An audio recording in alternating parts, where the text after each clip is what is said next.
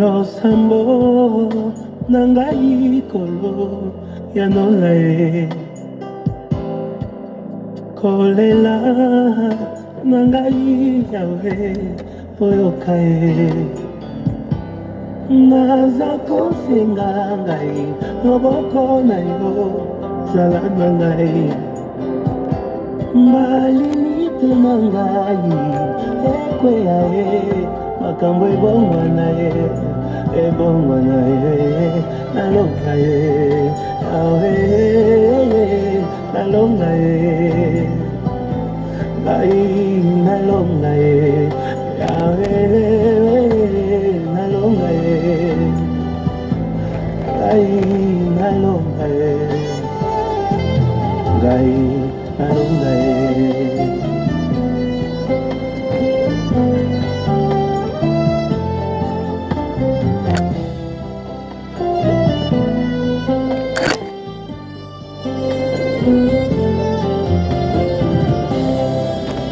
elekinga mayele esalinga komanga anakendeko api nazongi na liziba esika nazwaka makasi esika nazongaka ya sika kanga ekuke ya satana na bomoi na ngai etelema telema ye nalonga ye yawe nalonga ye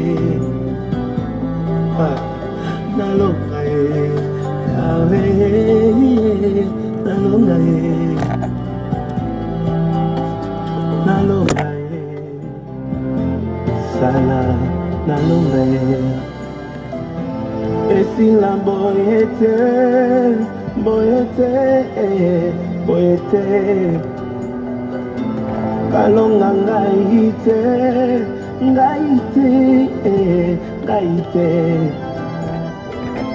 nakweya nasete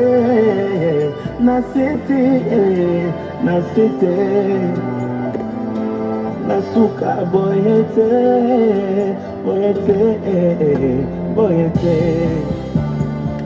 naza kosenga ngai loboko na yo zala na ngai balimite na ngai ekweya ye makambo ebongwana ye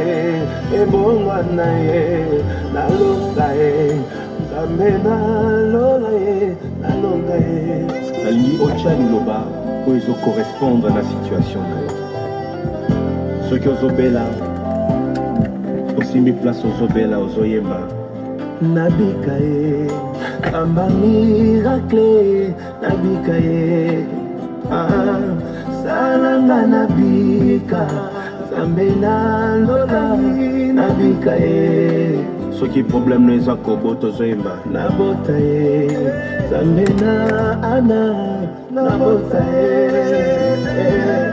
salanga nabota zambe nalola nabota ye soki problème eza ya libala yemba nabala ye zamba bika mwa nabala ye yaya salanga nabala zamba Moïse nabala ye soki bitumbelekeli yo yemba nalonga ye zambe nambi ye nalonga ye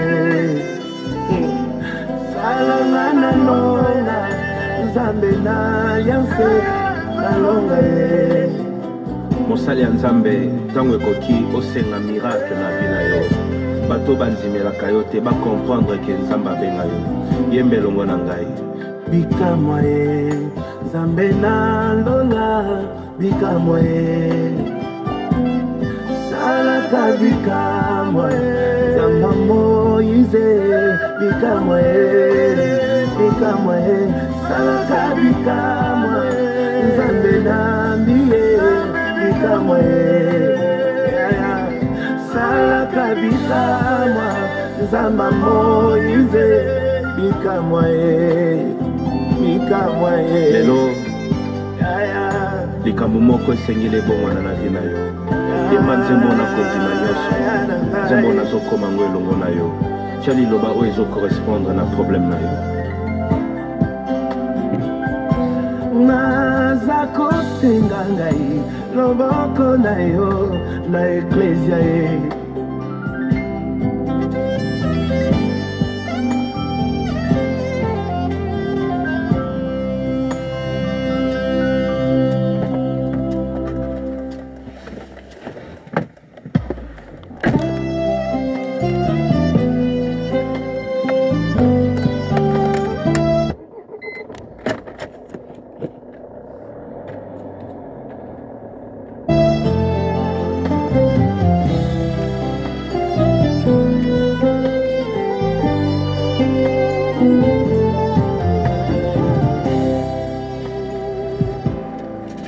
losambo na ngai kolo ya nonga ye kolela na ngai yawe oyoka ye naza kosenga ngai loboko na yo zala na ngai mbalimito na ngai ekweya ye makambo ebongwana ye nalonga ye yawe nalonga ye ngai nalonga ye yawe nalonga ye ngai nalonga ye ngai nalonga ye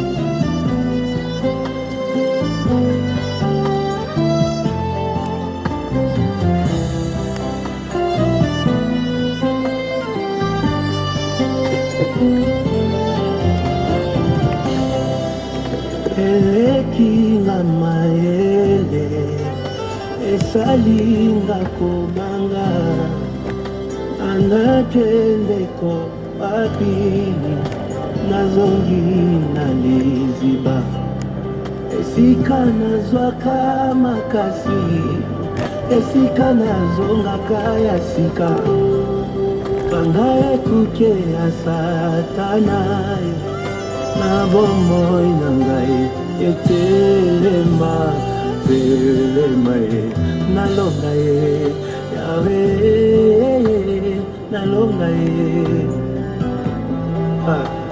nalonga ye yawe nalonga ye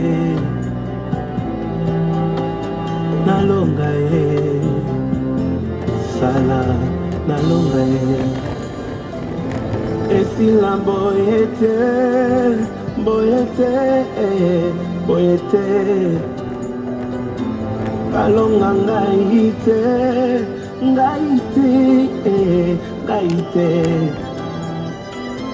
nakweya nasete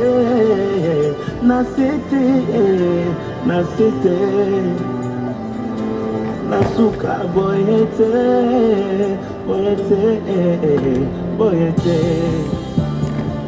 naza kosenga ngai loboko na yo zala na ngai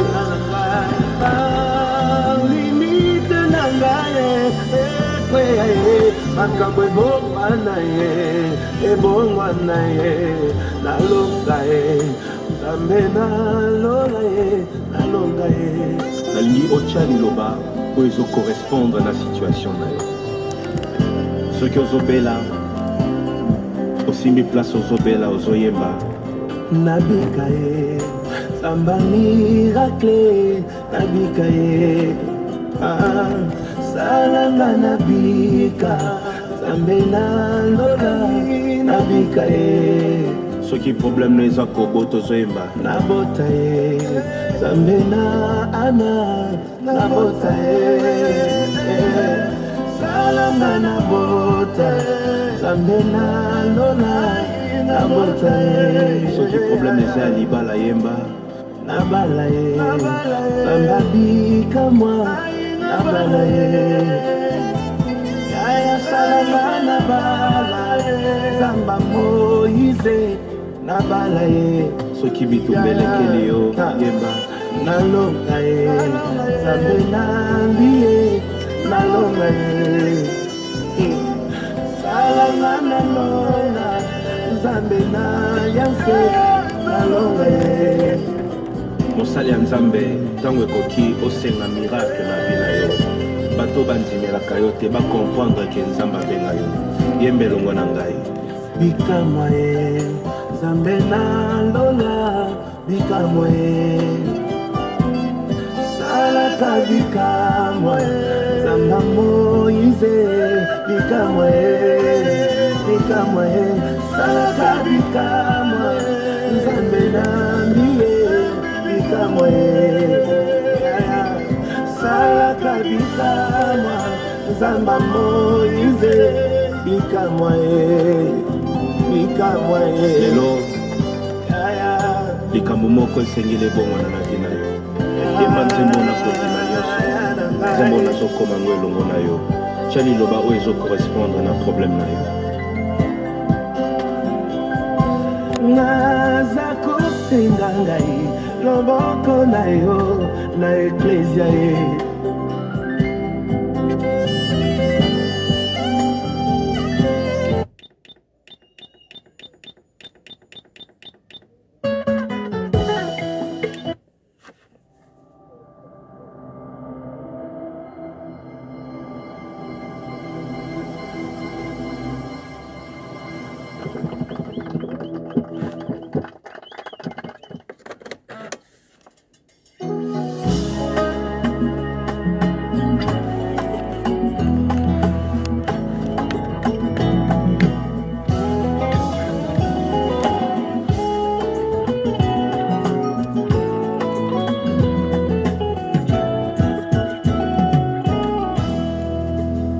tango mokili eboyaka te tango lola etatolaka ye tango mokili efingaka te tango lola etombolaka nalingi Yesu bayeba kombo ya Nzambe na ngai Nzambe oyo abenga ngai alaba na ya kotikanga te nalingi Yesu bayeba kombo ya Nzambe na ngai Nzambe oyo aponda ngai nasalela utambo mwana na ngai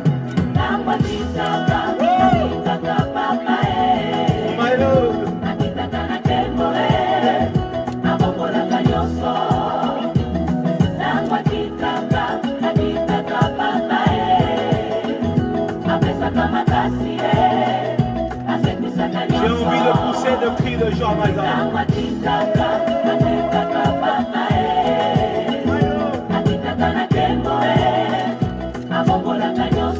Si tu es dans la souffrance, chante ces cantiques. Si tu as des questions qui n'ont pas de réponse, chante ces cantiques. L'éternel descend aujourd'hui. Il est Dieu. nalingi Yesu bayeba kombo ya Nzambe na ngai Nzambe oyo abenga ngai alaba na ya kotikanga te nalingi Yesu bayeba kombo ya Shilo na ngai Nzambe oyo aponda ngai nasalela utambo mwana na ngai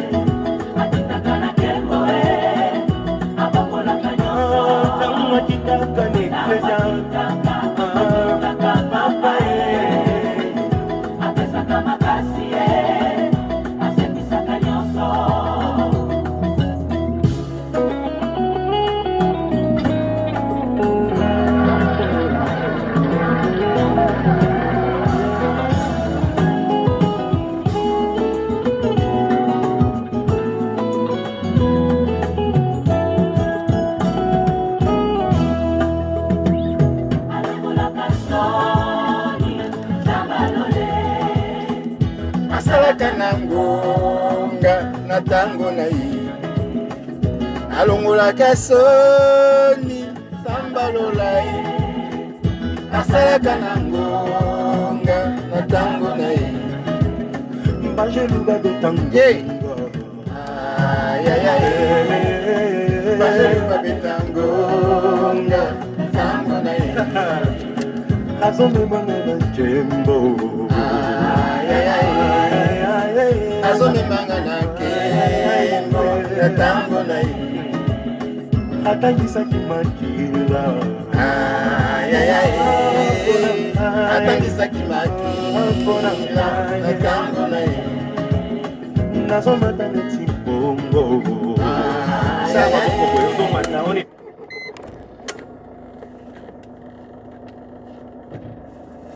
bongo Sama boko ozomata oni ba monta azomata neti alongolaka soni nangolola asalaka na ngonga na ntango na ye alongolaka soni nangolola asalaka na ngonga na ntango na ye ekeza etinda nzembo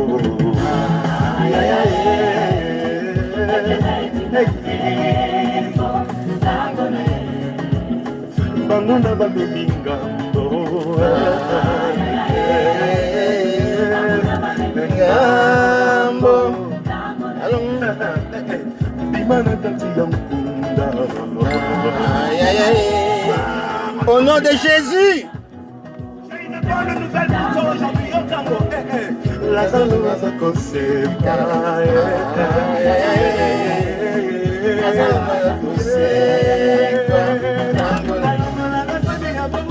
alongolaka soni tambalola ye asalaka na ngonga na ntango na ye alongolaka soni tambalola ye asalaka na ngonga na ntango na ye atalaka motema tambalola ye asalaka na ngonga na ntango na ye akitaka na nkembo tambalola ye asalaka na ngonga na ntango na ye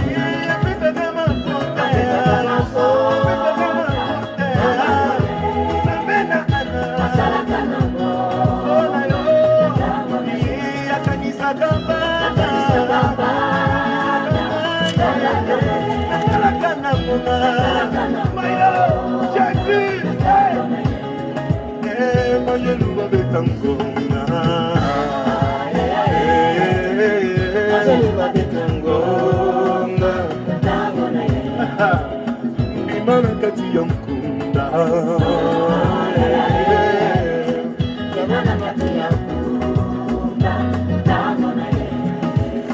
nakanisi ekulusu Ça c'est une bonne nouvelle pour toi Yoko. C'est pour toi. Lazalo aza kosepa Aujourd'hui même, avec les anges, on y va.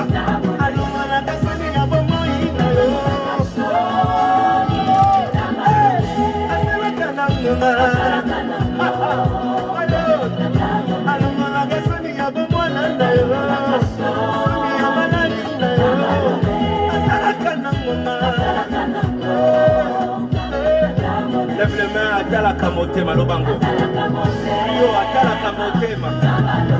Namomo qui les offinga. Il regarde dans ton cœur et il voit tout.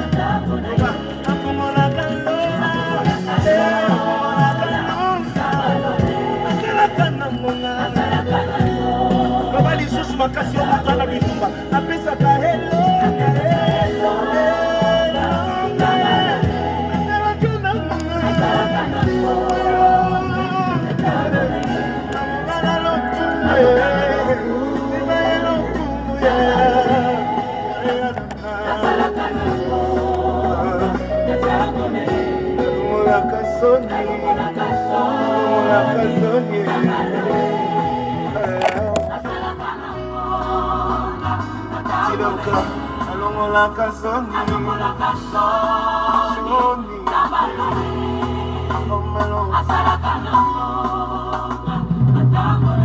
Lève les mains. Amen, amen, amen, amen. Il est simplement plaisant de voir en fait en ces jours de Shabbat notre joie dans le Seigneur Dieu Tout-Puissant. Le Seigneur dit que si la base est faussée, l'édifice ne pourra pas tenir. Si la base de notre foi, la kéfa sur laquelle notre foi est bâtie, est faussée, est fausse, l'édifice ne peut pas tenir. L'édifice de notre foi ne pourra pas tenir. Même si en apparence, elle progresse matériellement, même si en apparence, nous avons en fait une impression d'être serviteurs, d'être enfants de Dieu, mais si la base sur laquelle notre foi est basée, elle est fausse, donc notre foi, notre édifice ne pourra pas tenir. Amen. Le Seigneur nous dit de ne pas chercher, de ne pas baser en fait notre foi sur les impressions, les choses du monde. Il dit que les miracles ou les choses du monde, c'est les païens qui courent derrière ces choses. Les païens, c'est des gens qui ne connaissent pas leur Dieu. Parce que les gens qui connaissent leur Dieu connaissent leur identité. Donc, quand tu sais que tu es fils de Dieu, tu es fille de Dieu, que tu es Dieu parce que créé à l'image de Dieu, le créateur de toutes choses, tu sais à quoi t'en tenir. Puisque Dieu est Dieu, puisqu'on nous demande de ressembler à Dieu, nous devons marcher comme Dieu, lui, il a marché sur la terre. On nous demande de marcher selon l'esprit, parce que nous sommes de Dieu. Dieu étant esprit, Dieu nous demande de marcher selon lui, donc selon l'esprit. Et ceux qui marchent, ceux et seuls qui marchent selon l'esprit, la Bible dit que ils ne répondent pas aux exigences de la chair. Amen. Donc, ceux qui marchent selon l'esprit, puisque fils de l'esprit et fille de l'esprit, ne s'embarrassent pas des choses de la chair. Donc, ils marchent selon l'esprit, parce que leur créateur, Dieu Tout-Puissant, est esprit. Amen. Donc, voilà la joie de savoir que nous servons le Dieu vivant, la joie de savoir que nous sommes, en ayant choisi Ameshia Yeshua, notre Dieu et Maître, nous avons choisi comme Marie la bonne part. Notre part est d'avoir la parole de Dieu, de méditer la parole de Dieu et de demander au Seigneur Dieu Tout-Puissant qui nous a envoyé sa parole comme un agneau, qu'elle puisse sa parole prendre la place sur la croix, notre place, la place qui nous avait été destinée depuis l'Éden. Parce que la loi de l'Éden stipulait que celui qui mangera du fruit défendu mourra. Donc nous sommes morts parce qu'un ange nous a poussé à manger le fruit qui nous avait été interdit en Éden. Et nous sommes morts. Donc Dieu avait promis à Abraham, à Isaac, que Dieu se pourvoira lui-même à la place de l'agneau pour le sacrifice. Amen. Donc Dieu allait lui-même prendre la place de l'agneau pour le sacrifice. Donc chaque fois que nous disons Jéhovah Jireh, chaque fois que nous disons Jéhovah Jireh, nous devons penser que Dieu, notre Dieu, le créateur de toutes choses, qui est Esprit Saint, avait pris une forme de chair pour prendre la place, notre place sur la croix. Il a payé de sa vie, amen, de son sang pour que nous ayons la vie, amen. C'est pourquoi Jean-Baptiste l'avait présenté, voici l'agneau de Dieu qui ôte le péché du monde. Et l'agneau de Dieu lui-même nous dit que voilà, si vous ne mangez pas ma chair, si vous ne buvez pas mon sang, vous n'aurez pas la vie en vous-même, vous n'aurez pas la vie éternelle. Amen. La vie, c'est la chair de Yeshua, c'est la parole de Dieu. Amen. C'est la parole que nous méditons. Et nous demandons au Seigneur qui est dans sa parole pour l'accomplir, de nous révéler, de se révéler à nous. Et nous devons avoir une rencontre personnelle avec Yeshua. Nous devons avoir cette rencontre personnelle avec Yeshua, notre époux. Parce que si nous ne connaissons pas notre époux, on peut pas. La femme, pour dire épouse, puisque nous sommes membres du corps de l'épouse, nous devons connaître notre époux afin de faire ce que notre époux aime. Amen. Afin de rentrer dans la chambre nuptiale, la chambre de secret avec notre époux. Amen. Et que nous pouvions devenir en fait une seule chair. Donc c'est une rencontre, la Bible dit que c'est une rencontre personnelle avec l'époux qui change l'épouse. Amen. Pour que la femme devienne épouse, il faut qu'il y ait une rencontre personnelle qui scelle en fait leur intimité.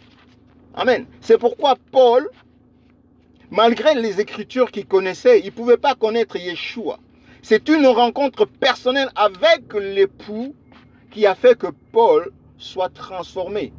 Amen. Le bourreau d'hier est devenu l'ami des chrétiens. C'est lui qui pourchassait les chrétiens hier est devenu l'ami des chrétiens. Il est devenu chrétien lui-même, hein, comme Christ. Amen. Donc voilà la grâce que Dieu nous a faite. Cette grâce que Dieu nous a faite à nous, pauvres pécheurs. Cette grâce ineffable que Dieu nous a faite. Amen. Donc, je partage avec vous cette joie et je demande aux serviteurs de Dieu aujourd'hui de prêcher Yeshua, notre Dieu. Amen. Nous pouvons demander aux gens d'abandonner les péchés, mais s'il n'y a pas une rencontre personnelle avec Yeshua, personne ne pourra abandonner, puisque c'est Yeshua qui fait des œuvres au travers de nous. Hein? L'apôtre Paul dit, après cette rencontre avec Yeshua, quelque temps après, il disait, ce n'est plus moi qui vis, mais c'est Yeshua qui vit en moi. Pourquoi? Parce que Yeshua est né en lui. Donc si Yeshua n'est pas formé en nous, nous ne pourrons pas abandonner nos péchés. Nous ne pourrons pas faire même une once de bonne action pour la gloire de Dieu. La Bible nous dit déjà que nul ne peut dire que Yeshua est Seigneur si ce n'est pas par l'Esprit. Si l'Esprit de Dieu n'est pas en nous, nous ne pourrons pas prêcher la parole de Dieu véritable dans sa pureté. Si Yeshua n'est pas en nous, nous ne pourrons pas prêcher la parole de Dieu. Tout ce que nous pourrons dire, ce sera que de mensonges. Amen. Ce sera notre théologie, ce sera notre pensée, ce sera notre philosophie. Et ce que nous sèmerons, si nous n'avons pas Yeshua en nous, ce que nous sèmerons dans les gens qui nous écoutent, dans les gens qui nous lisent, nous sèmerons la mort. Puisque s'il n'y a pas la parole de vie, il y a la parole de mort. Amen. Donc que Yeshua nous aide. Et je demande à mes frères et sœurs, pasteurs, prophètes, évangélistes, docteurs, diacres, de prêcher Yeshua. La Bible, l'apôtre Paul nous dit, hein, je n'ai eu la pensée de savoir nulle autre chose parmi vous que Yeshua. Et Yeshua crucifié. Amen. Donc, le roi et sa justice, comme le Seigneur nous le demande. Cherchez d'abord le roi, le royaume et sa justice. Après toutes ces choses, tout ce dont nous avons besoin viendra. Hein? Donc le roi, le royaume ou le roi. Amen. Puisque le royaume, ceux qui ont été demandés au Seigneur, mais quand est-ce que le royaume va venir? Le Seigneur leur dit, le royaume est au milieu de vous. Au moment où il leur parlait, le royaume c'était en lui-même. Si tu es ami du roi, et tu es dans le royaume, si tu es dans le roi étant le roi de son royaume, c'est lui qui trône sur son royaume, donc nous sommes dans le royaume. Donc quand nous avons Yeshua, comme mon Seigneur et Sauveur, notre roi, nous sommes dans le royaume. Amen. Et sa justice, c'est la justice de la croix. C'est la justice de son sang. Il dit, ils l'ont vaincu par le sang de l'agneau et par la parole de leur témoignage. Nous l'avons vaincu qui? Le diable et ses démons, et ses sorciers, et ses faux serviteurs. Nous les avons vaincus par le sang de l'agneau. Amen. C'est pourquoi, comme disait en fait mon pasteur Michou avant-hier, un chrétien ne peut pas être possédé. Pourquoi? Parce que l'œuvre de la croix est accomplie en lui. Donc l'œuvre de la croix de Yeshua remonte jusqu'en Éden. L'œuvre de la croix de Yeshua paye la rançon que nous réclamait le péché de l'Éden. Donc ça remonte depuis nous-mêmes jusqu'à nos ancêtres, et sachant que nous avons un ancêtre commun, toute l'humanité à Adam. Donc l'œuvre de la croix paye la rançon de tous nos péchés à partir de nous, remontant sur nos ancêtres jusqu'à l'Éden. Parce qu'aujourd'hui, ce que nous vivons, c'est la conséquence du péché de l'Éden. Amen. Vous lirez dans le livre de Genèse 2-3, vous lirez la conséquence que Dieu avait donnée, qu'avait prononcée à Adam et Ève par rapport au péché de l'Éden. C'est ce que nous vivons. Nous vivons aujourd'hui la conséquence de ça, de ces péchés de l'Éden. Et l'œuvre de la croix paye tout. C'est pourquoi Yeshua dit, tout est accompli. Tout est accompli, c'est-à-dire tout.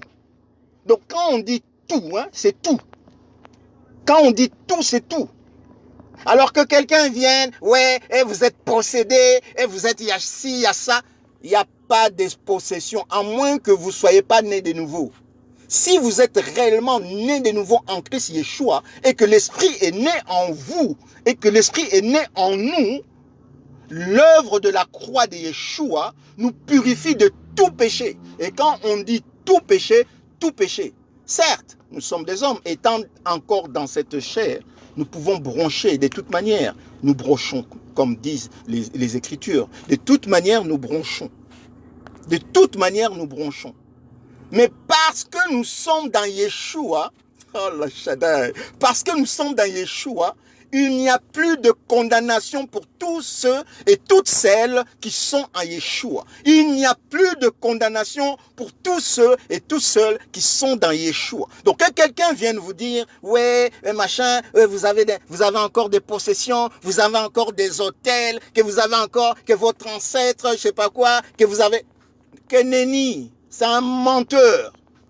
Amen. C'est un menteur. Et ils ne pourront pas voir votre vie. Ils ne pourront pas voir votre vie. Ils pourront vous donner des fausses prophéties pour vous séduire, pour vous induire dans l'erreur, pour vous faire peur. Mais votre vie, oh, Shaddai, le Seigneur nous dit, hein, notre vie est cachée dans Yeshua, dans le lieu céleste. Amen. Notre vie en nous, étant dans Yeshua, étant dès le nouveau, purifiée par le sang de sa croix, croyant dans le roi tout-puissant, notre vie est cachée dans Yeshua, dans le lieu céleste. Qui montera dans le lieu céleste pour aller voir notre vie? Avec leur caméra, ils verront rien. Amen. C'est pourquoi nous devons connaître celui que nous servons. C'est pourquoi nous devons savoir pourquoi Dieu nous a créés à son image. Pourquoi Dieu a quitté son trône pour venir dans l'univers et nous sauver. Amen. Parce que Dieu nous a créés pour être le temple de son esprit. Dieu a créé, nous sommes de l'esprit, nous sommes des esprits créés à l'image de l'esprit. Et Dieu a créé ces corps pour être le temple de son esprit, afin de régner sur les œuvres de sa création. Amen. C'est pourquoi Dieu a quitté son trône, parce qu'il doit sauver son image de marque. Oh, nous ne savons pas qui nous sommes. Nous ne savons pas qui nous sommes. Et le diable sait que le jour où nous le saurons, le diable sait que le jour où nous saurons qui nous sommes, il ne pourra plus avoir d'emprise sur nous. Le monde entier, certes, est sous l'emprise du malin. Mais ceux qui croient en Yeshua, ceux qui sont nés de nouveau dans Yeshua, oh, Tache Adonai, ils règnent sur toutes choses. Parce que la Bible dit, hein, que ta volonté soit faite sur la terre comme dans le ciel. Amen. Comme notre Dieu, le roi éternel, règne dans les ciels, en nous, étant formé en nous, il règne aussi sur la terre. Donc personne ne pourra vous mentir, personne ne pourra vous posséder. Amen. Puisque lui-même, il est dans son temple, dans son sanctuaire. Oh, Shaddai, Dieu Tout-Puissant est dans son sanctuaire. Oh, la Tish Adonai. Frères, prêchons Yeshua. Prêchons Yeshua. Afin que nos frères et sœurs ne puissent plus être en fait des jouets du malin. Prêchons Yeshua. Des frères, c'est vrai, nous disons des fois que voilà, ouais, les chrétiens, ils n'écoutent pas. Mais nous, prêchons Yeshua.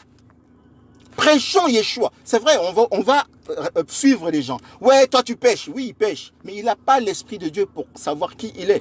Le jour où l'enfant qui est écrasé par son esclave, le jour où il saura que c'est lui qui est le maître, et que son esclave, c'est son esclave à lui, et que c'est lui qui est le maître, il ne laissera plus l'esclave le martyriser.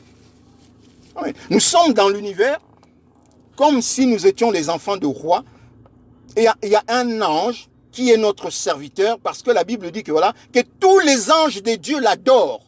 Amen. La Bible dit que lorsque Dieu a introduit de nouveau, c'est-à-dire il avait introduit le Fils dans un premier temps, et il a introduit de nouveau, et nous sommes à l'image du Fils. Donc, que tous les anges de Dieu l'adorent. Donc, les anges de Dieu doivent nous servir. Et nous ne devons pas servir des anges. Comme nous le voyons. Les gens vont aller ils vont faire en fait, allégeance au diable. Mais c'est des ignorants. Et c'est pourquoi le Seigneur dit, Père, pardonne-leur. Ils ne savent pas ce qu'ils font. Nous devons leur donner la connaissance de Yeshua. Nous devons leur parler de Yeshua. Après, nous devons leur montrer Yeshua pour qu'eux, ils puissent aller à leur maître, à leur créateur. C'est lui le créateur que Dieu a choisi. C'est lui-même que Yeshua a choisi dans l'univers pour qu'il puisse donner la connaissance et la vie éternelle. Ce n'est pas nous. Nous ne sommes que des porte-paroles. C'est pourquoi nous devons porter la parole de Dieu comme la parole de Dieu. Arrêtons de ramener nos intelligences. Si Dieu ne nous a rien dit, ne disons rien, taisons-nous. Amen. Si Dieu ne nous a rien dit, taisons-nous, frères. N'appelons pas une condamnation sur nous-mêmes. Et le Seigneur ne rigole pas. Il dit, le prophète qui sera au milieu de vous, le serviteur qui sera au milieu de vous, vous saurez que c'est moi qui l'ai envoyé lorsque ce qu'il a dit s'accomplira. Amen. Donc, prêchons la parole de Dieu. Comme l'apôtre Paul dit, moi-même au milieu de vous, j'étais dans un état de faiblesse. Mais ma parole ne reposait pas sur le discours persuasif de la sagesse humaine. Mais elle reposait sur une démonstration de la puissance de Dieu. Donc la parole de Dieu, c'est une puissance. La parole de Dieu, c'est une puissance. Amen. Que le Seigneur Dieu Tout-Puissant soit glorifié et béni au travers de ce petit partage, de cette petite exhortation pour la gloire de son nom. Amen. Que le Dieu de gloire soit glorifié.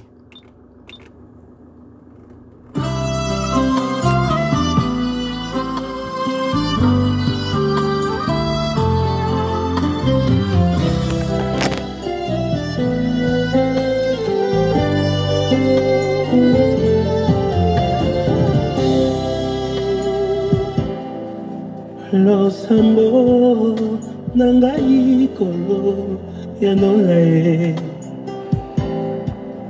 kolela nangai yawe oyokae naza kosenga ngai loboko na yo zala nangai malimite nangai ekweyae makambo ebongwana nalonga awe nalonga ai nalonga awe nalonga ai nalonga ai nalonga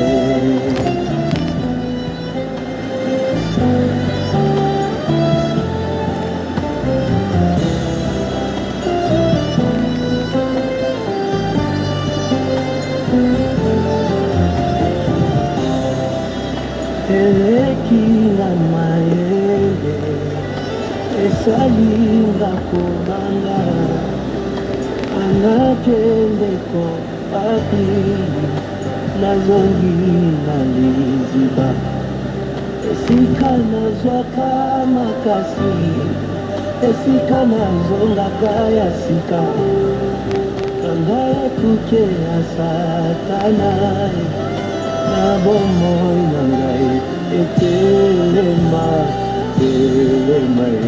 nalonga yawe nalonga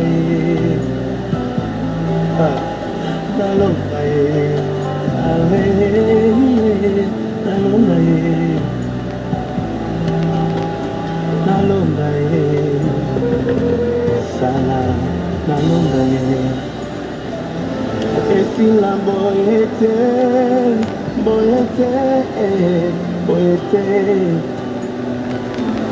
alonga ngai te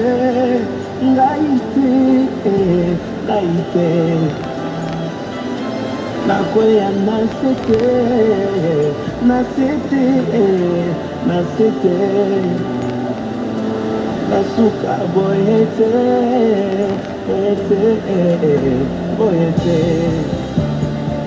naza kosenga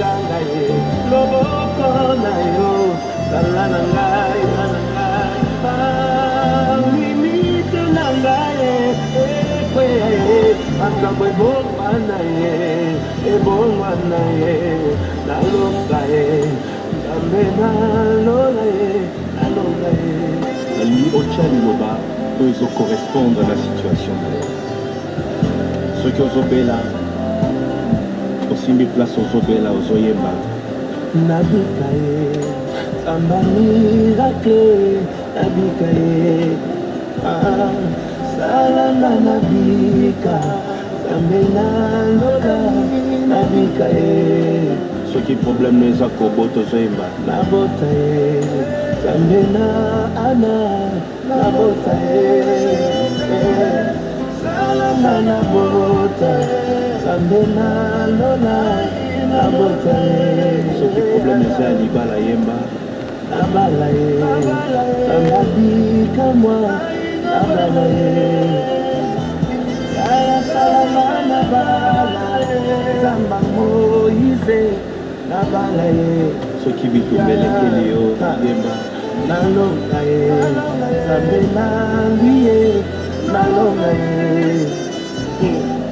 salama nalonga nzambe na yanse nalonga ye mosali ya nzambe ntango ekoki osenga miracle na vi na yo bato bandimelaka yo te bakomprendre ke nzambe abenga yo yemba elongo na ngai bikamwa ye nzambe nalola bikamwa ye